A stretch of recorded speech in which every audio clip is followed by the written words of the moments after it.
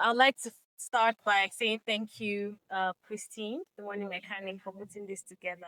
Let's put our hands together for Christine. She's doing an amazing job. Thank you very much. All right, so TMC 2026. Wow, I have come to talk about something very important, something that you know we hear online, talk about somewhere on social media, but I haven't really seen any gathering like this talk about it, and it is called black tax. How many of us have heard this word, black tax? Have you heard it? Okay, so Christine said I should come and talk about black tax.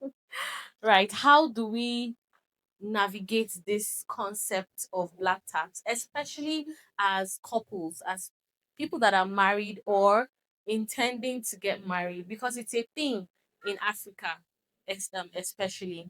So I want to start by asking a question. Have you ever, if you've sent money before to your parents, your siblings, your extended family members, just wave at any point in time? Okay, a good number. How many times did you do it conveniently? Like it was convenient. How many times? It's- okay, so from the response, I would take it that it's not always convenient, right? So what is black tax really? Who is okay? I can use this. Okay, great. What is black tax really? It is the unspoken financial responsibility placed on people, that are financially stable. In fact, you don't even have to be financially stable really to experience it, but you have just perceived to have the money, or maybe you're somebody that um they has been helped a lot by the family. We've sent you to school, so now it is your turn to impact the family or take care of us. Or in some people's cases, maybe you're the first to graduate, you're the first to work in the bank, you're the first to you know, things like that. It's just this unspoken financial expectation that you should support the family, your extended family. And, it's a cultural thing in Africa. It's something that is kind of is expected, right? Are we together? Right. So what does this black tax thing, what does it look like in our context? Monthly transfers, regular remittances back home. If you can relate, just be nodding your head. Paying school fees. One of the things I do is I sit with people one on one to help them plan their finances, understand their finances. And I have, one of my clients who earns decently, but is heavily taxed, not by the Nigerian government, but by extended families, paying school fees for like three people, right? Burial contributions. My response to that usually is let the dead bury their dead. Who is the cow for? Is it for the dead person? It's not, right? Medical emergencies and the likes. Also, frequent, urgent, 20K, 50K, as the case may be. Now, let's make a clarification. Black tax, as we call it, is not entirely bad, right? And what do I mean by that? It's not out of place to support your family. There's this negative energy that comes with the conversation around black tax, or in fact, the way we even call it black tax already connotes something bad, right? So I just want to set the tone that it's not wrong to want to support your family. It's not wrong to want to give, but there has to be a structure around it, right? It often comes because you're really grateful that somebody sacrificed something for you to get to where you are. And somehow you have that thing at the back of your mind. Say, how will I say no? They've really done a lot, right? And but what when it harms or when it becomes dangerous, it's when it's unstructured, like I said, right? It becomes destructive to your own financial health. A wife woman once said something. She said, if you are not standing with your two legs, you can't carry somebody. You will fall. The person will also fall. There will be hurts, relationships will be damaged, expectations will not be met. everybody will be angry. You know, there's this lady I follow on Instagram, Wealth Motley. I don't know if you ever know her, you've heard about her. And she shared a story about how a lady trained her siblings through school, and then she couldn't go to school because she was working hard to train. And then one time something came up and they said, why are you always making demands? You're not even married. Allow us to live our lives. I know that just damaged the relationship. So without structure, this can really become really bad. Now, according to Piggyvest, we all know Piggyvest, right? Over 70% of Nigerians, have to support family financially. 46% have monthly requirements or demands. 25% do that occasionally, right? And it just goes to show that this is a national issue. It's not it's not a minority issue, it's a national issue, and it has to be talked about. Another example is this story also about a Nigerian couple. The wife, they moved abroad, and but their joint income is about £3,000. I hope you know that in the UK economy, £3,000 is not a lot of money. Okay, so their joint income was £3,000. But when people in Nigeria hear that you are earning £3,000, what's happening in their head? Multiply by 2,000. Eh? You mean 6 million thereabout in a month? So it's happened that they have to send nearly a 1 million naira equivalent home monthly. And because she's the first daughter of about five siblings, and her parents are old and all of that, right? So they are financially stuck. And the husband recommended that they change all their phone numbers and just focus on building their lives, right? So it goes to show that location is not equal to wealth. I'm abroad, it does not mean that I have money, right? Income is not equal to wealth. Who agrees with me? That I'm earning, I have met people that earn single people that earn upwards of a 1 million naira monthly that are still broke. And in your mind, you might be like, ha, it cannot be me. It can be you, my sister. It can be you, my brother. If you do not structure your finances, money will come and money will go. I like to say there's a reason why it's called currency, because it flows. If you do not have guardrails for your finances, it will flow in any direction, and you will not be able to pinpoint what you're built, right? Over time. And structure, somebody says structure is what prevents, all of these issues or excesses.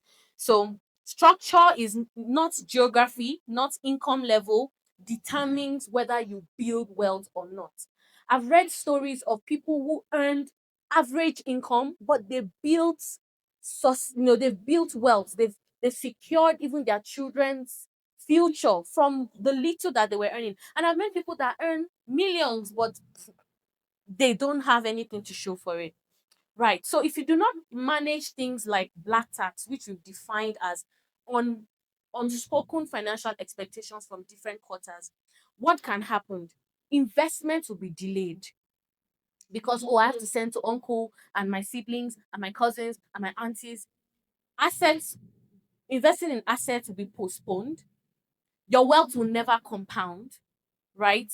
Your children's inheritance will shrink. Okay, so it's not just affecting you now, it's also going into the next generation. One generation rescues, the next generation starts from zero. And you see, this is what has been happening to us in Africa. Instead of us to look forward, look ahead, we keep looking back. Do you see? So one generation is supposed to gather and build up for the next to build upon. But if we could keep looking back, we keep handing back, that's never going to happen. And these are some of the effects of black tax. There's a role that sentiment plays, like I said earlier. We suffered for you. So now you have to what? You have to suffer for us. It's a suffering cycle, right? So now you've changed. Hmm? After all we've done, or after all I did, these are just sentimental statements. But guilt is not a financial plan. Say that to your neighbor. Do not allow anybody to guilt trip you out of your financial destiny. You can say that to your neighbor. Don't allow anybody guilt trip you out of your financial destiny. Boundaries, setting boundaries is not disrespect, right? Setting boundaries is not disrespect. There's a scripture I really like, and it says, a good man leaves an inheritance for who? His children's children. So even in God's financial model, right? Planning is important. Legacy is important. Structure and continuity is important. Do you know that God, this is my belief that God is more excited to work with generations than to start a new work with somebody from the scratch. It's about Abraham. He said, I will teach his children's children. This culture, he will hand it over. So we must be thinking generationally, not just about how will I eat, me, my wife, and my cat. We must be thinking, how do we build generational wealth, right? So as couples, right? You One of the first things I believe we must understand as people that are married or intending to get married is that there's nothing like, but for my beautiful fellow gender people, my money is my money is not a thing in marriage. These are some of the mindsets that we've gotten from maybe the Western world or social media that is really damaging homes. Because I'm the woman, my money is my money, your money is. No, in marriage, it is our money, one pot of soup, consolidated revenue. So family obligations become what? Joint financial decisions, right? You want to send money to your uncle, you did not tell your husband. You want to pay school fees for your niece, your wife is not aware. You're already setting up your marriage for kasala, catastrophe. Because, like some of the speakers previously have said, financial issues cause, you know, these are some of the issues that lead to divorce mostly in marriages. So, resentment, financial instability, and emotional distance can grow when there is no transparency in dealing with black tax as a family, right? So, what are some of the practical solutions in handling these unspoken financial responsibility? Number one, speak about it. Number one, what? Speak about it with your spouse. Discuss the obligations that you have, with your partner. What are our limits? How much do we earn as a family? How much can we actually afford to give? King said, your generosity must be structured. There has to be a boundary within which we can give, right? Number two, family support cap. Family what? Some people are not happy about this. Maybe it's you that's receiving you are on the receiving end of the black tax conversation. So you're like, hey, if we start implementing these things, now me go suffer. So, for example, you must, and this has to be like an agreement between you and your spouse. As what do we earn jointly as a family? What percentage of this joint income can we actually afford to give out as support to family members and the likes? Empowerment over handouts. So, for instance, if you're in a situation where you are sponsoring somebody to school or paying certain bills, you must begin to think, how can I empower this person so that they don't remain dependent? Because you're really not helping them by giving them fish all the time. You've got to teach them how to fish. So choose to, structure a way you can help the person or the people develop skills, right? And make them accountable to you with the skills they are learning. Help them set up businesses, give capital instead of, stipends every time, right? And then increase your own earning capacity. There is something I usually say when we talk about budgeting and all of that. There is a limit to how low you can go. There's no limit to how high you can fly. So even while you are cutting down on unnecessary expenses, budgeting, also think, how can I increase my income? How can I increase, especially my passive income? So there's a workbook that I had sent ahead earlier. And in that workbook, especially for couples, you can give it to everybody. But yes, it's going to help you to think through how much am I actually earning now? And how can we increase our joint income without necessarily increasing the number of hours we spend working? And that's called passive income, right? So think about investments, dividends, rentals, digital products, things you can do to add to what you're currently earning. So that if you're in a position where sincerely you have to give back to your community members, village members, or family members, you're not stretching yourself too thin and you're still able to achieve your own financial goals. Because as a family, your nuclear family is the most important first. Are we together? Your children, your wife or your husband, they are priority before anybody else, right? So before money goes out, what are the things that you must think about? Do we have an emergency fund as a family? Do we have insurance? Yeah, I'm not the first person to talk about these things today. Do we have insurance? Health insurance? Okay, if you have health insurance, raise your hand. You see, like 20% of this great population. Please, it's important. It's actually a financial, it's part of financial planning to have health insurance. Eliminate high interest debts and invest consistently. You cannot build legacy on instability. I think one of our speakers also said that. So putting your finances together, becoming stable, at least you have a flow, a consistent flow, is very important. Okay, think in generations. Before you say yes to a financial obligation, right, outside your family, ask yourself, will this decision increase or decrease what we are building as legacy for our children? Is it going to help in any way or is it depleting it? Right? So think in what, think in what, and some of us might be thinking, legacy, I'm in my 20s. The earlier you start, really, the better. It might sound like cliche, right? But it's the truth, it's the plain truth. I met a man who said he started saving from his first paycheck, as in when he got his job, the first paycheck he got, he already had a saving system.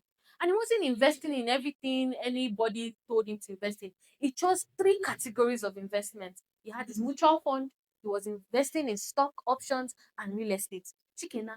And he did that for 35 years consistently.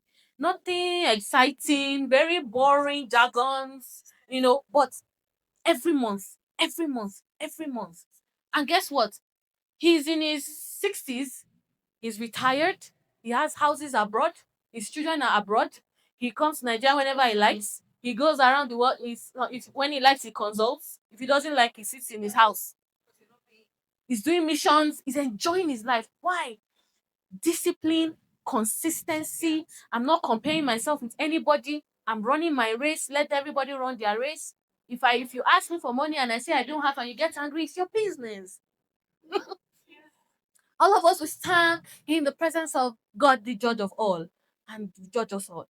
But I'm not going to allow your emotional manipulation or saying I'm a bad person because I didn't give you money to affect my mental health. When I can, I give within the structure that has. And when I give what has been planned between me and my spouse this month, and you've come after we finish giving, you say it's yakari abi. That's finished. Come next month. Come on time so I can meet the queue. But really, and like Christine said, there are respectful ways to say respectfully no, right? It's not every time. And if you find yourself wanting to always give because you want your family members to feel like you're a good person, you need to check yourself. Some esteem issues there, right? So think in generations. Your first responsibility is to your family, your immediate family. If God has blessed you to be able to bring many more people, into the circle, I'm very excited for you. But make sure that That also is structured. And don't enable people to think like you are their savior. Do you see? And I always say also, money is not the only thing you can give people. You can give them time, you can coach them, you can counsel them, you can give them access, you can connect them to one person that knows one person, you can empower them with a skill. There's so many things. But when people begin to look up to you like you're the God and personal savior, it's unhealthy. Hello? It's not healthy. It's not healthy for you. It's not healthy for them as well. So there's a statement I is that okay. There's a statement I wrote here, and it's called, I call it your boundary statement as a couple. So we are happy to support with dash, but we cannot commit to this.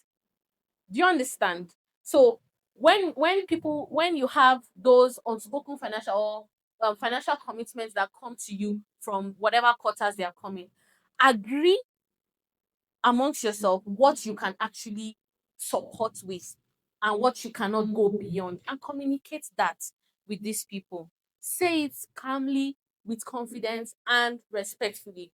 Boundaries should be rehearsed between you as a couple before they are tested, right? So that you don't say A and then your wife is saying B and they're looking at you like, so immediate actions. List your family commitments and categorize them. Which ones are temporal?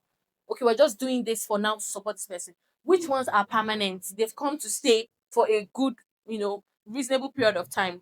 Set a family support cap. We've already mentioned that. Grow your income, right? Grow your income. Always brainstorm. How can we increase our income? Right? Like I said, there's a limit to how low you can go. There's no limit to what how high you can fly. So don't, let me say this, don't get, and I hope you take this the right way, don't get comfortable. And I said, I hope you take it the right way because there's a conversation around contentment and ambition. Don't settle for less. Don't get to the point where you're just, 100K in a month. God is helping us. Let's be pushing it. You can be more. You can do more. You can. You can. One day I was talking to someone who knows Cosmos Maduka, Charis. Do you know where that man started from? Huh? Who knows? Who knows the story? He started from zero, in fact, minus, if there's anything like that. But the man has built a multi-million, is it naira now or dollars? Multi-million dollars group. This is someone that was not educated. Some years ago, if you hear Cosmos speak, you will know that this man did not go to school.